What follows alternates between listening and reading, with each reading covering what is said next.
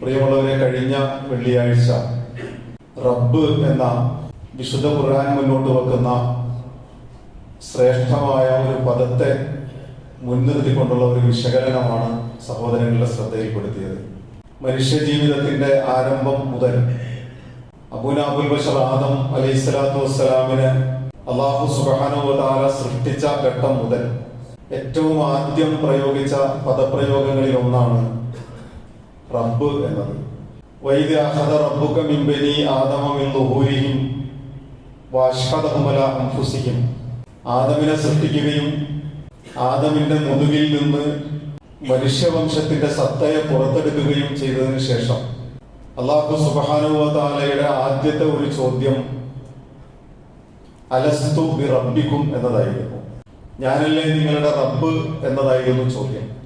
ആ ചോദ്യത്തിന് ഞാനും നിങ്ങളും ഉൾപ്പെടെയുള്ള മുഴുവൻ മനുഷ്യവംശത്തിന്റെയും ആത്മാക്കൾ അള്ളാഹുവിന്റെ മുമ്പിൽ ആലമുൽ അർവാഹിൽ നൽകിയ ഉത്തരം ബല ഷഹീദിന എന്നതാണ്. തീർച്ചയായും ഞങ്ങളുടെ റബ്ബ് അള്ളാഹു മാത്രമാണ്. തീർച്ചയായും ഞങ്ങളുടെ റബ്ബ് അള്ളാഹു മാത്രമാണ്. ഞങ്ങൾ അതിന് സാക്ഷ്യം വഹിക്കുകയും ചെയ്യുന്നു. ഈ ഒരു റബ്ബിനെ കുറിച്ച് കഴിഞ്ഞ ഖുതുബയുടെ അവസാനം ഞാൻ പറഞ്ഞു വെച്ചു. നമ്മളൊക്കെ മരിച്ചു കഴിഞ്ഞതിന് ശേഷം മിക്കവാറും നമ്മുടെയൊക്കെ പള്ളികളിൽ, ഖബർസ്ഥാനുകളിൽ നമ്മെ കബറടക്കി തലയുടെ ഭാഗത്തിരുന്നു കൊണ്ട് തൽക്കീൻ ചൊല്ലിക്കൊടുക്കുക എന്ന ഒരു പ്രക്രിയയുണ്ട്. ഏതാനും നിമിഷങ്ങൾക്കകം നിന്റെ അടുക്കലേക്ക് ചില അള്ളാഹുവിന്റെ മലക്കുകൾ കടന്നു വരും. ആ മലക്കുകൾ ചില ചോദ്യങ്ങൾ ഉന്നയിക്കും. ആ ചോദ്യങ്ങളിലെ ഒന്നാമത്തെ ചോദ്യം നിന്റെ റബ്ബ് ആര് എന്നതായിരിക്കും. അതിന് നീ മറുപടി പറയേണ്ടത് ഇന്നതാണ്. ഇങ്ങനെ തുടങ്ങിയ ഒരു അവസാനവട്ട ഓർമ്മിപ്പിക്കലുണ്ട്. നാം കേൾക്കാത്ത, നാം കാണാത്ത, നാം ചേതനയറ്റവരായി മാറിക്കഴിഞ്ഞതിന് ശേഷമുള്ള ഓർമ്മിപ്പിക്കൽ. അവിടെയാണ് പ്രിയമുള്ളവരെ കഴിഞ്ഞ ഖുതുബയിൽ ഞാൻ പറഞ്ഞത്, അള്ളാഹുവാണ് റബ്ബ് എന്നത് ജീവിച്ചിരിക്കുമ്പോൾ നാം കേൾക്കേണ്ട, നാം പഠിക്കേണ്ട ഒരു പാഠമാണ്. അതൊരു വലിയ ഇൽമാണ്. അല്ലാഹു സുബ്ഹാനഹു വ തആലയെ തിരിച്ചറിയുക എന്ന് പറയുന്ന ഒരു പാഠം. ആ പാഠത്തിൽ നിന്ന് മനുഷ്യൻ ഫിക്റിന്റെയും ദിക്റിന്റെയും ശുക്റിന്റെയും 3 തലങ്ങൾ അവൻ നേടിയെടുക്കണം. ഫിക്റിന്റെയും ദിക്റിന്റെയും ശുക്റിന്റെയും എന്ന അറബി ഭാഷയിൽ പ്രാസമൊപ്പിച്ച് പറഞ്ഞാൽ ചിന്തയുടെയും അള്ളാഹുവിനെ കുറിച്ചുള്ള സ്മരണയുടെയും. ഫിക്ർ എന്ന് പറഞ്ഞാൽ ചിന്തയാണ്, ദിക്ർ എന്ന് പറഞ്ഞാൽ അള്ളാഹുവിനെ കുറിച്ചുള്ള സ്മരണയാണ്. ഇതിന്റെ അടിസ്ഥാനത്തിൽ അള്ളാഹുവിനോടുള്ള ശുക്ർ അല്ലെങ്കിൽ നന്ദി കാണിക്കുക എന്നതാണ് വിശ്വാസിയുടെ ബാധ്യത. പ്രിയമുള്ളവരെ, ഈ റബ്ബ് എന്ന പാഠം യഥാർത്ഥത്തിൽ നമ്മൾ ആലോചിച്ച് നോക്കൂ. 113 അധ്യായങ്ങൾക്ക് ശേഷം അൽഹംദുലില്ലാഹി റബ്ബിൽ ആലമീൻ സൂറത്തുൽ ഫാത്തിഹയുടെ തുടക്കത്തിൽ ഒരു റബ്ബിനോട് നിങ്ങൾ നിങ്ങളുടെ ഹംദുകൾ സമർപ്പിക്കേണ്ടതുണ്ട്. ഒരു റബ്ബിന് മുമ്പിൽ നിങ്ങളുടെ എല്ലാ സ്തുതികീർത്തനങ്ങളും നിങ്ങൾ സമർപ്പിക്കേണ്ടതുണ്ട്. ആ റബ്ബിനെയാണ് ഒന്നാമത്തെ അധ്യായത്തിൽ സൂറത്തുൽ ഫാത്തിഹയിൽ നമ്മെ പരിചയപ്പെടുത്തിയത്. പിന്നീട് അങ്ങോട്ട് സൂറത്തുൽ ഫാത്തിഹ ഉൾപ്പെടെ 113 അധ്യായങ്ങളിലൂടെ ഒരു സത്യവിശ്വാസിയെ സൂറത്തുൽ ബഖറയും ആലി ഇംറാനും നിസാഉം മാഇദയും തുടങ്ങി 113 അധ്യായങ്ങൾ കഴിഞ്ഞ് 114ാമത്തെ അധ്യായത്തിലേക്ക് നമ്മളെ കൊണ്ടുവന്ന് വിശുദ്ധ ഖുർആൻ നിർത്തും. അവിടെ നിങ്ങൾ അർത്ഥശങ്കയ്ക്കിടയില്ലാത്ത വിധം പറഞ്ഞു വെക്കുന്ന ഒരു ഭാഗമുണ്ട്. ഖുൽ അഊദു ബിറബ്ബിൻ നാസ്. ഞാൻ ഇതുവരെ വായിച്ചതും, ഞാൻ ഇതുവരെ പഠിച്ചതും, ഞാൻ ഇതുവരെ മനസ്സിലാക്കിയതും, ഞാൻ എന്റെ ജീവിതത്തിൽ ഉൾക്കൊള്ളുകയും ചെയ്യുന്നത് ഖുൽ അഊദു ബിറബ്ബിൻ നാസ്, ജനങ്ങളുടെ റബ്ബിനോട് അഭയം തേടുക എന്നതാണ്. ജനങ്ങളുടെ റബ്ബിനോട് അഭയം തേടണം. റബ്ബ് ആരുടേതാണ്? റബ്ബ് എല്ലാ ജീവജാലങ്ങളുടേതുമുണ്ട്. റബ്ബുൽ ആലമീനാണ്. പക്ഷെ ആ റബ്ബുൽ ആലമീൻ, അൽഹംദുലില്ലാഹി റബ്ബിൽ ആലമീൻ എന്ന് പറഞ്ഞിടത്ത് നിന്ന് നമ്മെ കൊണ്ടുവന്ന് അതിസൂക്ഷ്മമായ അരക്കിട്ടുറപ്പിക്കൽ നടത്തുകയാണ് കുല്ലാഊദു ബിറബ്ബിൻ നാസ്. ജനങ്ങളുടെ റബ്ബിനോട് അഭയം തേടണം. എന്റെ മുമ്പിൽ ഒരുപാട് പ്രശ്നങ്ങളുണ്ട്. എന്റെ മുമ്പിൽ ഞാൻ ജീവിതത്തിൽ അഭിമുഖീകരിക്കുന്ന ഒരുപാട് പ്രതിസന്ധികളുണ്ട്. ഞാൻ നിസ്സഹായാവസ്ഥയിൽ നിൽക്കുന്ന ഘട്ടങ്ങളുണ്ട്. പക്ഷെ അപ്പോഴൊക്കെ ആകാശത്തേക്കൊന്ന് കണ്ണയച്ചാൽ എന്നെ നോക്കുന്ന ഒരു റബ്ബിനെ എനിക്ക് കാണാൻ കഴിയും. ആകാശത്തേക്ക് ഞാൻ എന്റെ കാതുകളെ ഒന്ന് തിരിച്ചു വച്ചാൽ എന്നെ വിളിക്കുന്ന, എന്നെ സമാധാനിപ്പിക്കുന്ന ഒരു റബ്ബിനെ എനിക്ക് കാണാൻ കഴിയും. യഥാർത്ഥത്തിൽ പ്രിയമുള്ളവരെ, നമ്മൾ ആലോചിച്ച് നോക്കൂ, വിശുദ്ധ ഖുർആൻ റബ്ബ് എന്ന് പറയുന്ന ഈ പദപ്രയോഗത്തെ നമ്മൾ നിരന്തരം ആലോചിച്ച് നോക്കൂ. റബ്ബന തഖബ്ബൽ മിന്ന ഇന്നക അൻത സമീഉൽ അലീം. പ്രാർത്ഥനകളിലൊക്കെ അങ്ങനെയാണ്. റബ്ബന ലാ തുസിഗ ഖുലൂബന ബഅദ ഇദ് ഹദൈതന, റബ്ബന മാ ഖലഖത ഹാദാ ബാതിലൻ സുബ്ഹാനക ഫഖിനാ അദാബന്നാർ, റബ്ബന ഗ്ഫിർ ലനാ വലിഇഖ്വാനിന അല്ലദീന സബഖൂനാ ബിൽ ഈമാൻ. പ്രാർത്ഥനകളിലൊക്കെ നമ്മൾ വിളിച്ചത് റബ്ബന എന്നാണ്. റബ്ബന എന്നാണ്. വളരെ അപൂർവം ചില സന്ദർഭങ്ങളിൽ മാതാപിതാക്കൾക്ക് വേണ്ടിയുള്ള പ്രാർത്ഥനയൊക്കെ നടത്തിയപ്പോഴാണ് എന്റെ റബ്ബെ എന്ന് ചേർത്ത് വിളിച്ചത്. റബ്ബി റഹ്മുമാ കമാ റബ്ബയാനി സഗീറ, എന്റെ റബ്ബെ എന്ന് വിളിച്ചത്. അല്ലാത്തടത്തൊക്കെ റബ്ബന, ഞങ്ങളുടെ റബ്ബെ എന്നാണ് വിളിച്ചത്. ഞങ്ങൾ എന്ന് പറയുന്ന ഒരു സമൂഹത്തെ, എന്ന് പറഞ്ഞാൽ മനുഷ്യൻ എന്ന് പറയുന്ന ഒരു സമൂഹത്തിന്റെ റബ്ബിനെയാണ് വിശുദ്ധ ഖുർആൻ നമുക്ക് പരിചയപ്പെടുത്തി തരുന്നത്. ആ റബ്ബിനെ കുറിച്ചാണ് കഴിഞ്ഞ ഖുതുബയിൽ ഉടനീളം സഹോദരങ്ങളുടെ മുമ്പിൽ പറഞ്ഞു വെച്ചത്. ആ റബ്ബിനെ കുറിച്ച ഫിക്ർ അഥവാ നമ്മുടെ ചിന്ത, നമ്മുടെ അവബോധം, നമ്മുടെ ജീവിതത്തിൽ ഉടനീളം ആ അള്ളാഹുവിന്റെ ഒരു കരുതലും കാവലും ഉണ്ട് എന്നുള്ള ഒരു തിരിച്ചറിവ്, നമ്മുടെ ജീവിതത്തിൽ ഉടനീളം ആ റബ്ബിന്റെ ഒരു താങ്ങും തണലും സഹായവും എനിക്കുണ്ട് എന്നുള്ള ഒരു ബോധം, ആ റബ്ബിനെ ജീവിതത്തിന്റെ ഭാഗമായി ഉള്ളിന്റെ ഉള്ളിൽ കുടിയിരുത്തുന്നിടത്താണ് നമ്മുടെ ഫിക്ർ എന്ന് പറയുന്നത് ദിക്റായി മാറുന്നത്. ആ ഫിക്റിനെയും ദിക്റിനെയും നമ്മൾ ഏത് വിഷയത്തെയും നമുക്ക് ഇതിലേക്ക് ഘടിപ്പിക്കാം. ഇപ്പൊ നമ്മൾ അഭിമുഖീകരിച്ചു കൊണ്ടിരിക്കുന്ന ഏറ്റവും ഗുരുതരമായ ഒരു വിഷയമുണ്ട്, കാലാവസ്ഥയിലുള്ള മാറ്റം. നമുക്കറിയാം, പാലക്കാട് ജില്ലയിൽ 40 ഡിഗ്രി വരെ കാലാവസ്ഥ താപനില ഉയരും എന്ന് പ്രഖ്യാപിച്ചിരിക്കുന്നു. കോട്ടയം, കൊല്ലം ജില്ലകളിൽ 39, 38 വരെ ഉണ്ടാകും. എറണാകുളം ജില്ലയിൽ 37 വരെ ഉണ്ടാകും. ഓരോ ജില്ല തിരിച്ചും പ്രദേശം തിരിച്ചും കാലാവസ്ഥയുടെ ചൂടിന്റെ അമിതമായ ഈ താപനിലയെ കുറിച്ച് വളരെ ഗൗരവപൂർവം കാലാവസ്ഥാ നിരീക്ഷകർ നമ്മൾ ബോധ്യപ്പെടുത്തുന്നുണ്ട്. നാം കേട്ട് പരിചയമില്ലാത്ത എൽനിനോ പ്രതിഭാസത്തിലാണ് നമ്മളുള്ളത്. പലതും നമ്മൾ കണ്ടു കഴിഞ്ഞു. കോവിഡ് കണ്ടു, പ്രളയം നമ്മൾ അഭിമുഖീകരിച്ചു, ധാരാളം പല പേരുകളിലുള്ള പല അവസ്ഥാന്തരങ്ങളിലൂടെയും നമ്മൾ കടന്നുപോയി. ഇപ്പോൾ നമ്മൾ അഭിമുഖീകരിച്ചുകൊണ്ടിരിക്കുന്ന ഈ കടുത്ത ചൂട് അഥവാ എൽനിനോ എന്ന് പറയുന്ന ഒരു പ്രതിഭാസം നമ്മുടെ ശരീരത്തിന്റെ പ്രതിരോധ ശേഷിയെ കുറച്ചു കളയാവുന്ന വ്യത്യസ്തമായ പല രീതിയിലുള്ള അലർജികളിലൂടെയും പ്രയാസങ്ങളിലൂടെയും ശരീരത്തിന്റെ ആരോഗ്യത്തെ പ്രതികൂലമായി ബാധിച്ചേക്കാവുന്ന, ശരീരത്തിന്റെ ജലാംശം നഷ്ടപ്പെട്ടു പോയേക്കാവുന്ന, മനുഷ്യന് മാത്രമല്ല മനുഷ്യൻ ഉൾപ്പെടെയുള്ള സകലമാന ജീവജാലങ്ങളുടെയും ജീവിതത്തെ പ്രതികൂലമായി ബാധിച്ചുകൊണ്ടിരിക്കുന്ന അവസ്ഥാവിശേഷം.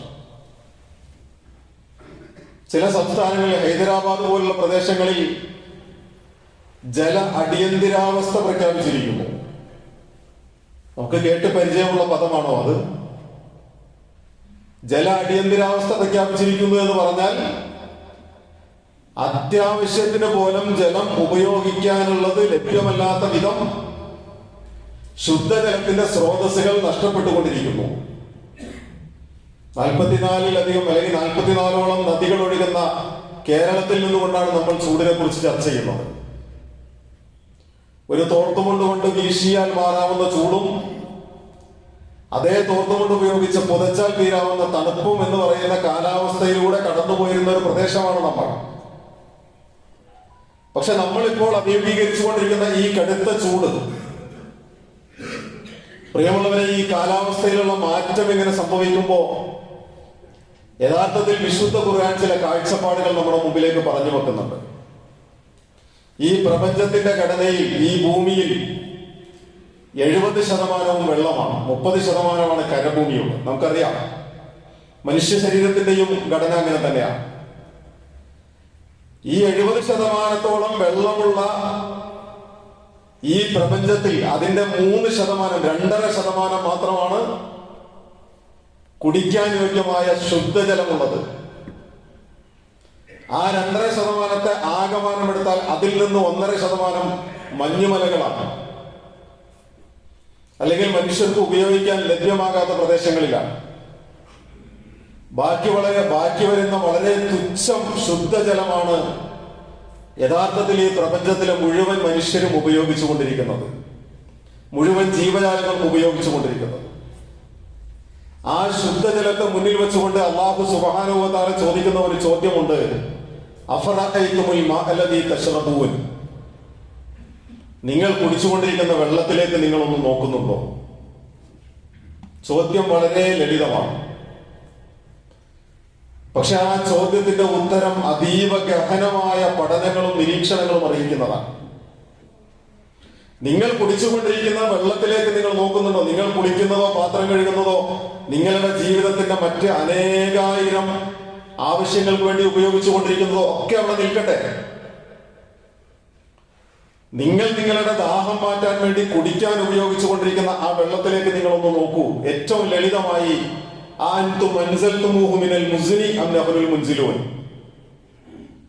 കാർമേഘങ്ങളിൽ നിന്ന് ഈ ശുദ്ധമായ വെള്ളം ഭൂമിയിലേക്ക് ഇറക്കി തന്നത് നാം ആണോ, അതോ നിങ്ങളുടെ എന്തെങ്കിലും ഒരു കഴിവുകൾ, നിങ്ങളാണോ അത് ഇറക്കിയത്?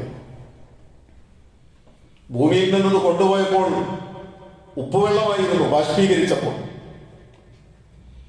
ബാഷ്പീകരിക്കപ്പെട്ട് കാർമേഘമായി മാറുന്നതിന്റെ 97% ഉപ്പുവെള്ളമായിരുന്നു. പക്ഷെ ആ ഉപ്പുവെള്ളത്തിൽ നിന്ന് നിങ്ങൾക്ക് ഭൂമിയിലേക്ക് ഇറക്കി തന്ന ഈ ശുദ്ധമായ വെള്ളത്തിലേക്ക് നിങ്ങൾ നോക്കൂ. നിങ്ങളാണോ അത് ഇറക്കിയത്, അതോ നാം ആണോ? ലൗ നശാഉ ജഅൽനാഹു ഉജാജൻ, നാം ഉദ്ദേശിച്ചിരുന്നുവെങ്കിൽ ചവർപ്പുള്ള ഉപ്പുവെള്ളമാക്കി അത് വീണ്ടും തിരിച്ചിറക്കാൻ കഴിയുമായിരുന്നു.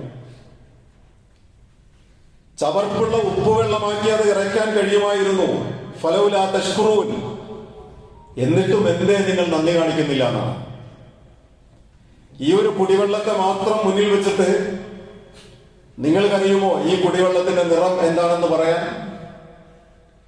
നിങ്ങൾ ഒരുപാട് ശാസ്ത്രീയമായ പുരോഗതികൾ നേടിയ മനുഷ്യരാണല്ലോ. നിങ്ങൾ ഒരുപാട് വൈജ്ഞാനിക മേഖലകളിൽ വിസ്ഫോടനാത്മകമായ പുരോഗതികളിലേക്ക് സഞ്ചരിച്ച വിഭാഗമാണ്. നിങ്ങൾ എത്തിപ്പെടാത്ത മേഖലകളില്ല. നിങ്ങൾക്കൊന്ന് പറയാൻ കഴിയുമോ നിങ്ങൾ കുടിക്കുന്ന വെള്ളത്തിന്റെ നിറം എന്താണ് എന്ന്? നിങ്ങൾ കുടിക്കുന്ന വെള്ളത്തിന്റെ രുചി എന്താണ് എന്ന്? നിങ്ങൾ കുടിച്ചുകൊണ്ടിരിക്കുന്ന വെള്ളത്തിന്റെ മണം എന്താണ് എന്ന് പറയാൻ കഴിയുമോ? അതിന്റെ രൂപം നിങ്ങൾക്ക് പറയാൻ കഴിയുമോ? ഈ പ്രപഞ്ചത്തെ അല്ലാഹു സൃഷ്ടിച്ച അന്നു മുതൽ ഈ വെള്ളം ഇങ്ങനെ തന്നെയാണ്. ഈ കണ്ട കാലം മുഴുവനും മനുഷ്യരുൾപ്പെടെ സകലമാന ചരാചരങ്ങളും കുടിച്ചു, കുളിച്ചു, എല്ലാ ആവശ്യങ്ങൾക്കും ഉപയോഗിച്ചു. ആ ഉപയോഗിച്ച വെള്ളത്തെ എല്ലാം വീണ്ടും മണ്ണിലേക്ക് തന്നെ സ്വാംശീകരിച്ചു. ആ വെള്ളത്തെ നിങ്ങളിലേക്ക് തന്നെ വീണ്ടും വീണ്ടും കൊണ്ടുവന്നു. നമുക്ക് ഈ വെള്ളത്തിന്റെ കുറവ് നമ്മൾ അഭിമുഖീകരിച്ചില്ല. അനുഭവിച്ചവരും അഭിമുഖീകരിച്ചവരുമായ നാടുകളും പ്രദേശങ്ങളും ആളുകളും ഒക്കെ ഉണ്ട്. അല്ലാഹു സുബ്ഹാനഹു വ തആല നമ്മളോട് ചോദിക്കുകയാണ്, നിങ്ങൾ ആലോചിച്ച് നോക്കൂ ഈ വെള്ളത്തെ കുറിച്ച്. എന്നിട്ട് ആ വർത്തമാനം അവസാനിപ്പിക്കുന്നത് ഫലൗലാ തഷ്കുറൂൻ, നിങ്ങൾ എന്തുകൊണ്ട് നന്ദി കാണിക്കുന്നില്ല എന്നതാണ് ചോദ്യം. ആ വെള്ളത്തെക്കുറിച്ച് നിങ്ങൾ വെറുതെ ഒന്ന് സൂക്ഷ്മമായി ചിന്തിച്ചു കഴിഞ്ഞാൽ അല്ലാഹു സുബ്ഹാനഹു വ തആല നിങ്ങൾക്ക് നൽകിയ അനുഗ്രഹത്തിന്റെ വലിപ്പം, അതിന്റെ വ്യാപ്തി, നിങ്ങൾ ഇതുവരെ അഭിമുഖീകരിച്ചു പോകുന്ന നിങ്ങളുടെ കാലാവസ്ഥയിലെ സുഖശീതളിമയാർന്ന ഈ കാലാവസ്ഥയൊക്കെ അല്ലാഹു നൽകിയ എത്ര വലിയ അനുഗ്രഹമായിരുന്നു എന്ന് നിങ്ങൾ ചിന്തിക്കും. അവിടെയും നിങ്ങൾ നിങ്ങളുടെ റബ്ബിനെ കുറിച്ച് ഫിക്ർ നടത്തും, ചിന്തിക്കും. ആ ഫിക്റിൽ നിന്ന് നിങ്ങൾ ദിക്റിലേക്ക് കടക്കും. കാലാവസ്ഥാ വ്യതിയാനത്തെ കുറിച്ചും അതിന്റെ പരിഹാര മാർഗങ്ങളെ കുറിച്ചും ഒക്കെ ആഗോളതലത്തിൽ വലിയ വലിയ പഠനങ്ങളും ചർച്ചകളും ഒക്കെ നടക്കുമ്പോൾ വരൾച്ചയെ കുറിച്ച്, വെള്ളം ലഭിക്കാതെ പതിനായിരക്കണക്കിന് ജീവജാലങ്ങൾ ചത്തുവീഴുന്ന കാലാവസ്ഥാ വ്യതിയാനത്തെ കുറിച്ച്, വെള്ളമില്ലാത്തതിന്റെ പേരിൽ ലോകത്ത് ഉടനീളം ഓരോ ദിവസവും മരിച്ചു വീഴുന്ന മനുഷ്യരെ കുറിച്ചുള്ള പഠനങ്ങൾ നടന്നുകൊണ്ടിരിക്കുന്നു. ഞാൻ പറഞ്ഞത്, ഇങ്ങനെ ഒരു കാലാവസ്ഥാ വ്യതിയാനത്തിലൂടെ കടന്നു പോകുന്ന സാഹചര്യത്തിലും 6 മാസം മഴയും 6 മാസം നല്ല കാലാവസ്ഥയും ഒക്കെ ലഭിച്ചിരുന്ന നമ്മൾ ആ വിഷയത്തിൽ നിന്നുകൊണ്ട് നമ്മുടെ റബ്ബിനെ കുറിച്ചൊന്ന് പഠിക്കാൻ തയ്യാറാകേണ്ടിയിരിക്കുന്നു. ഒരിക്കലും പറ്റാത്ത നമ്മുടെ കിണറുകൾ വറ്റി തുടങ്ങുന്നു. ഒരിക്കലും വറ്റിയിട്ടില്ലാത്ത പുഴകൾ സൃഷ്ടിച്ചും ശോഷിച്ചും ഒഴുകാൻ തുടങ്ങിയിരിക്കുന്നു. ആ ഘട്ടത്തിലാണ് യഥാർത്ഥത്തിൽ വിശുദ്ധ ഖുർആൻ നമ്മുടെ മുമ്പിൽ പറഞ്ഞു വെക്കുന്നത്, നിങ്ങൾ ഇസ്തിഗ്ഫാർ നടത്താനുള്ള സമയമായിരിക്കുന്നു. എന്തേ ചൂട് കൂടിയത്, എന്തേ അതിന് പരിഹാരം എന്ന് ചോദിച്ചാൽ, നിങ്ങൾ ഇസ്തിഗ്ഫാർ നടത്താനുള്ള സമയമായിരിക്കുന്നു എന്നതാണ് വിശുദ്ധ ഖുർആനിന്റെ മറുപടി. മഹാനായ ശൈഖുൽ അംബിയ നൂഹ് അലൈഹിസ്സലാത്തു വസ്സലാം, നമുക്കറിയാവുന്നതുപോലെ 40 കൊല്ലക്കാലം അല്ലാഹു സുബ്ഹാനഹു വ തആല ആ സമൂഹത്തെ പരീക്ഷിച്ചിട്ടുണ്ട്. മഴ തടഞ്ഞു വെച്ചു. മഴ തടഞ്ഞു വെച്ചു എന്ന് പറഞ്ഞാൽ അതിന്റെ അർത്ഥം കാലാവസ്ഥ ചൂട് കൂടിയെന്നാണ്. കൃഷിനിലങ്ങളൊക്കെയും വറ്റി വരണ്ടു ഉണങ്ങി മാറി. നാൽക്കാലികൾ ചത്തൊടുങ്ങാൻ തുടങ്ങി. മനുഷ്യരുടെ ജീവിതത്തിൽ അവർക്ക് പകർച്ചവ്യാധികൾ ഉണ്ടാകാൻ തുടങ്ങി. സ്ത്രീകളുടെ ഗർഭധാരണം അല്ലാഹു തടഞ്ഞു വെച്ചു. ഗർഭധാരണം തടഞ്ഞു വെച്ചു എന്ന് പറഞ്ഞാൽ അതിശക്തമായ വരൾച്ചയുടെ ഘട്ടത്തിൽ സ്ത്രീ പുരുഷന്മാർക്കിടയിൽ ഉണ്ടാകേണ്ട ശാരീരികമായ ആകർഷണവും വൈകാരികതകളും നഷ്ടപ്പെട്ടു പോയി എന്നാണ്. ഇങ്ങനെ ശക്തമായ പരീക്ഷണങ്ങളിലൂടെ കടന്നുപോയതിനു ശേഷം മഹാനായ ശൈഖുൽ അംബിയ നൂഹ് അലൈഹിസ്സലാത്തു വസ്സലാം അവരോട് ചോദിച്ച ഒരു ചോദ്യമുണ്ട്. നിങ്ങൾക്ക് എന്താണ് നിങ്ങളുടെ റബ്ബിന്റെ കാര്യത്തിൽ ഗൗരവമില്ലാതായി പോയത്? നിങ്ങൾ ഇസ്തിഗ്ഫാർ നടത്താൻ സന്നദ്ധരായാൽ ഫഖുൽ തുസ്തഗ്ഫിറു റബ്ബക്കും ഇന്നഹു കാന ഗഫാറ. അദ്ദേഹം ആ ജനതയോട് പറഞ്ഞു, നിങ്ങൾ ഇസ്തിഗ്ഫാർ നടത്തുക. ഇസ്തിഗ്ഫാർ നടത്തിയാൽ അല്ലാഹു സുബ്ഹാനഹു വ തആല നിങ്ങൾക്ക് പുറത്തു തരും. നിങ്ങൾക്ക് പുറത്തു തരിക മാത്രമല്ല അല്ലാഹു ചെയ്യുക, ആ പുറത്തു തരുന്നതിലൂടെ യുർസിലിസ് സമാഅ അലൈക്കും മിദ്റാറ, ആകാശം നിങ്ങളുടെ മേൽ അനുഗ്രഹങ്ങൾ വർഷിക്കും, അഥവാ അല്ലാഹു മഴ വർഷിക്കും. നിങ്ങൾ അല്ലാഹുവിനോട് ഏറ്റു പറഞ്ഞാൽ, പടച്ചവനെ അറിഞ്ഞും അറിയാതെയും രഹസ്യമായും പരസ്യമായും എന്റെ ജീവിതത്തിൽ ഞാൻ ഒരുപാട് അപരാധങ്ങളിലൂടെ സഞ്ചരിച്ചു പോയിരിക്കും. അതാണല്ലോ മഴയ്ക്ക് വേണ്ടിയുള്ള നമസ്കാരത്തിന് പോലും പ്രത്യേക രൂപവും ഘടനയുമുണ്ട്. പ്രത്യേക രൂപവും ഘടനയും എന്ന് പറഞ്ഞാൽ, മഴയ്ക്ക് വേണ്ടിയുള്ള നമസ്കാരത്തിൽ പള്ളികളിലല്ല മഴയ്ക്ക് വേണ്ടിയുള്ള നമസ്കാരം നടക്കുക. മഴയ്ക്ക് വേണ്ടിയുള്ള നമസ്കാരം നടക്കേണ്ടത് വിശാലമായ മൈതാനങ്ങളിലാണ്. ആ വിശാലമായ മൈതാനങ്ങളിലേക്ക് എല്ലാ ജീവജാലങ്ങളും, വളർത്തുമൃഗങ്ങൾ ഉൾപ്പെടെ എല്ലാ ജീവജാലങ്ങളും വരും. കാരണം മഴ മനുഷ്യർക്ക് വേണ്ടി മാത്രമല്ലല്ലോ. മാത്രമല്ല, മഴ മനുഷ്യൻ മാത്രം ചോദിച്ചാൽ അല്ലാഹു തരികയില്ല. നാൽക്കാലികൾ ഇല്ലായിരുന്നെങ്കിൽ, ഈ ഭൂമിയിൽ നാൽക്കാലികൾ ഇല്ലായിരുന്നെങ്കിൽ നിങ്ങൾക്ക് ഞാൻ മഴ തരുമായിരുന്നില്ല. അത്രമേൽ നിങ്ങൾ പരിധികളും അതിർവരമ്പുകളും ലംഘിച്ചു പോയിരിക്കുന്നു എന്നാണ്. ഇപ്പൊ മഴയ്ക്ക് വേണ്ടിയുള്ള നമസ്കാരത്തിന് ഒരു സ്വഭാവമുണ്ട്, എല്ലാ ജീവജാലങ്ങളും ഉണ്ടാകും. ആ നമസ്കാരത്തിന് വേണ്ടി നിൽക്കുന്ന ആളുകൾ അവരുടെ സുമലിൽ ധരിക്കുന്ന ഷാളുകൾ തിരിച്ചു മറിച്ചുമിടും. ഞങ്ങളുടെ ജീവിതം ഞങ്ങൾ തിരിക്കാനും മറിക്കാനും സന്നദ്ധരായി ഇതുവരെ തുടർന്നതിൽ നിന്ന് ഞങ്ങൾ മാറും.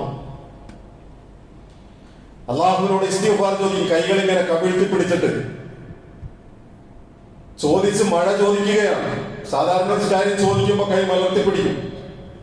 പക്ഷെ മഴയ്ക്ക് വേണ്ടിയുള്ള നമസ്കാരത്തിൽ കൈ കവിഴ്ത്തി പിടിക്കും. ഞങ്ങൾ ഏറ്റു പറയുകയാണ്, ഞങ്ങളുടെ വീഴ്ചകളുണ്ട്, ഞങ്ങളുടെ പാളിച്ചകളുണ്ട്, ഞങ്ങളാണ് അപരാധികൾ, ഞങ്ങളുടെ പോരായ്മകളാണ്, ഞങ്ങളത് തിരുത്തും. അല്ലാഹുമ്മ സ്കിന റൈസൻ മുഈസൻ മരീഅൻ മരീഅൻ സഹൻ ആമൻ അദഖൻ ദഖൻ മുജല്ലിലൻ ദായിമൻ ഇലാ യൗമിദ്ദീൻ. അല്ലാഹുവേ, ഞങ്ങളെ നല്ല മഴ കൊണ്ട് നീ കുടിപ്പിക്കണം. അല്ലാഹുമ്മ സ്കിന റൈസൻ മുഈസൻ, നല്ല മഴ നീ ഞങ്ങൾക്ക് നൽകണം. ആ മഴ ഞങ്ങൾക്ക് വേണ്ടി മാത്രമുള്ളതല്ലല്ലോ, സകലമായ ചരാചരങ്ങൾക്ക് വേണ്ടിയുള്ളതാണ്. ആ മഴയിലൂടെ ഞങ്ങളുടെ കാലാവസ്ഥയെ അല്ലാഹുമ്മ ഹവാലൈനാ വലാ അലൈനാ, ഒരൊറ്റ പദപ്രയോഗം കൊണ്ട് കുറെ കാര്യങ്ങൾ അള്ളാഹുവിനോട് ചോദിച്ചിട്ട് ഒരൊറ്റ പദപ്രയോഗം കൊണ്ട് അടിവരയിടും. അല്ലാഹുമ്മ ഹവാലൈനാ വലാ അലൈനാ, പടച്ചവനെ ഞങ്ങൾക്ക് അനുകൂലമായിരിക്കണം, ഞങ്ങൾക്ക് പ്രതികൂലമാകരുത്. ഞങ്ങളെ അനുകൂലമായ മഴ കൊണ്ട് നീ ഞങ്ങളെ സഹായിക്കണം.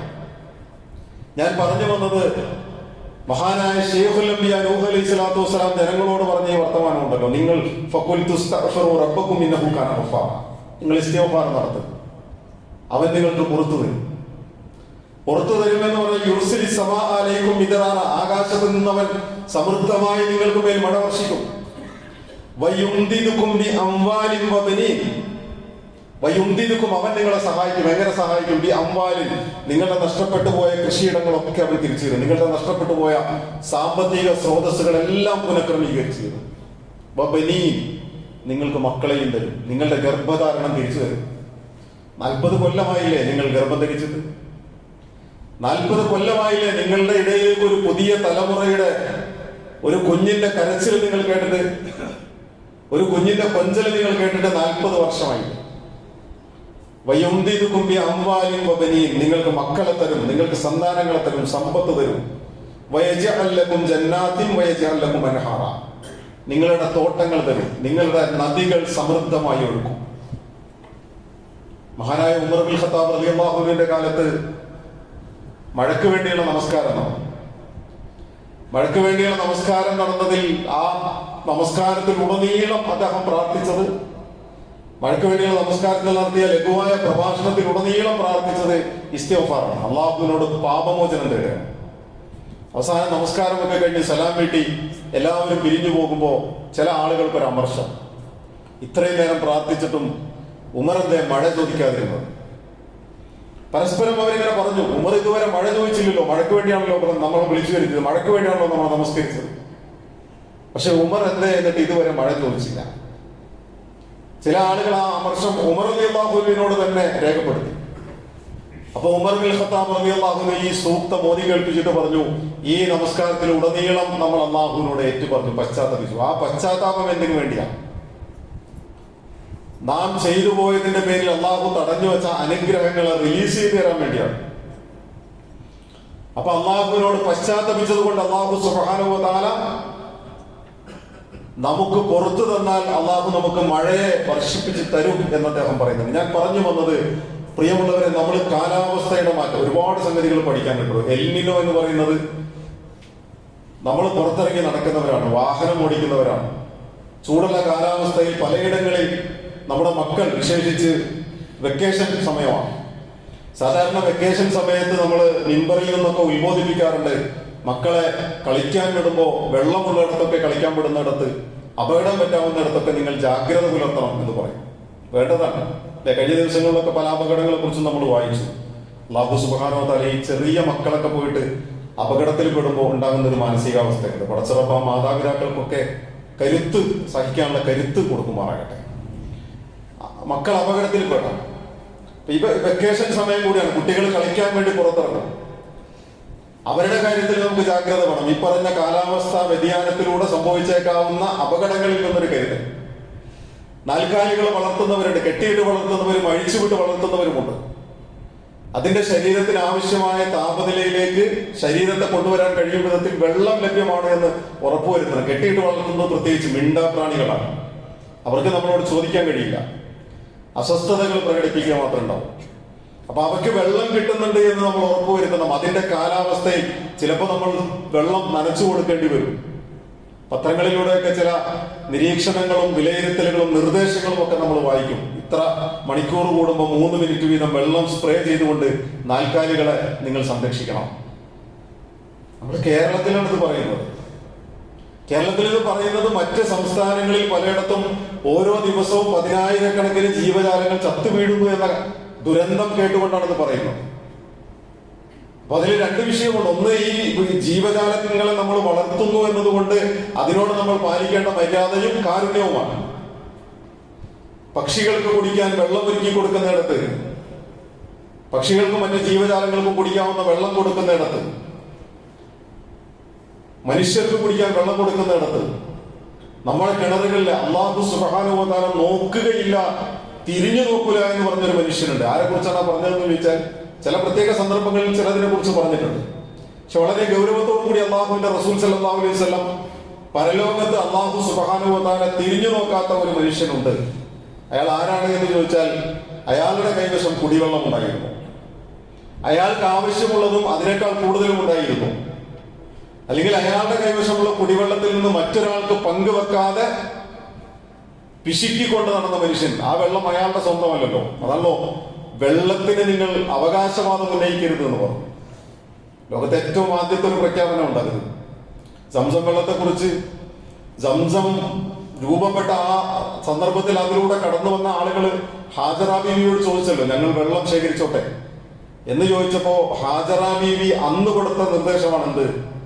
നിങ്ങൾ വെള്ളം ശേഖരിച്ചോളൂ, ആവശ്യത്തിന് കൊണ്ടുപോയിക്കോളൂ, കുടിക്കാനോ കുളിക്കാനോ എന്തിനു വേണമെങ്കിലും വെള്ളം എടുത്തോളൂ. പക്ഷെ ഞങ്ങളാണ് ഇതിൽ ആദ്യം വന്നത്, ഞങ്ങളാണിത് കണ്ടുപിടിച്ചത് എന്ന അവകാശവാദം ഉന്നയിച്ചുകൊണ്ട് വരാൻ പാടില്ല.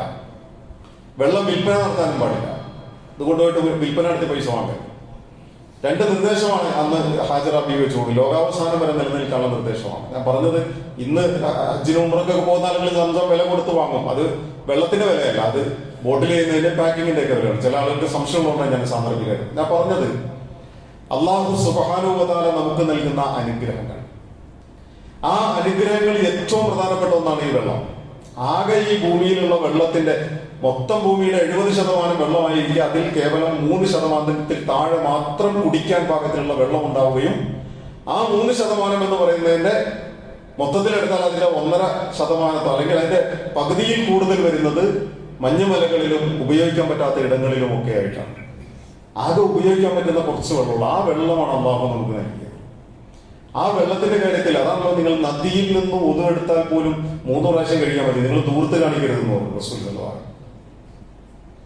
നിങ്ങൾ നദിയിൽ നിന്നാണ് ഉദു എടുക്കുന്നതെങ്കിൽ പോലും നിങ്ങൾ 3 പ്രാവശ്യം അതിൽ കൂടുതൽ നിങ്ങൾ കഴിയണ്ട. വളരെ വ്യക്തമാണ് അധ്യാപനങ്ങൾ. ഞാൻ പറഞ്ഞു വന്ന വിഷയം കഴിഞ്ഞ ഖുതുബയിലൂടെ പറഞ്ഞു വെച്ച റബ്ബ് എന്ന് പറയുന്നത് നമ്മുടെ റബ്ബ് അല്ലാഹു റബ്ബുന, അള്ളാഹുവാണ് റബ്ബ് എന്നൊരു മനുഷ്യൻ അംഗീകരിച്ചാൽ, മുഹമ്മദ് അള്ളാഹുവിന്റെ റസൂലാണ് എന്നൊരു മനുഷ്യൻ സാക്ഷ്യപ്പെടുത്തിയാൽ, അള്ളാഹുവിന്റെ ദീൻ ഇസ്ലാമിനെ ദീനായി തൃപ്തിപ്പെട്ടാൽ വജബത്ത് ലഹുൽ ജന്ന, അവന് സ്വർഗം നിർബന്ധമായി. അത് വെറും വാക്കുകൊണ്ടുള്ള ഒരു സാക്ഷ്യപ്പെടലല്ല, എന്റെ റബ്ബ് അള്ളാഹുവാണ് എന്നുള്ളത്. അത് ജീവിതം കൊണ്ടുള്ള ഒരു സാക്ഷ്യപ്പെടലാണ്. ഓരോ സംഗതികളിലൂടെയും അള്ളാഹുവിനെ കണ്ടെത്താൻ കഴിയുന്ന, ഓരോ സംഗതികളിലൂടെയും എന്റെ റബ്ബ് എനിക്ക് ചെയ്ത അനുഗ്രഹങ്ങൾ, എന്നെ പരിഗണിക്കുന്ന കോടാനുകോടി ജീവജാലങ്ങൾക്കിടയിലും എന്റെ റബ്ബ് എന്നെ പരിഗണിച്ചിരിക്കുന്നു. പക്ഷെ എനിക്ക് ഒറ്റ റബ്ബേ ഉള്ളൂ.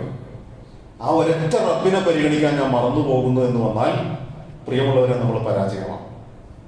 അപ്പൊ റബ്ബിനെ തിരിച്ചറിയുക, റബ്ബിനെ കുറിച്ചുള്ള ഫിക്റിന്റെയും ദിക്റിന്റെയും ശുക്റിന്റെയും ജീവിതം ക്രമപ്പെടുത്തിയെടുക്കുക എന്നത് നമ്മുടെ ബാധ്യതയാണ്. അല്ലാഹു സുബ്ഹാനഹു വ തആല നമ്മെ അനുഗ്രഹിക്കുമാറാകട്ടെ. പടച്ച റബ്ബ് അവൻ ഇഷ്ടപ്പെടുന്ന, അവൻ സ്നേഹിക്കുന്ന വിജയികളായിത്തീരുന്ന ആളുകളിൽ നമ്മെ എല്ലാവരെയും ഉൾപ്പെടുത്തുമാറാകട്ടെ.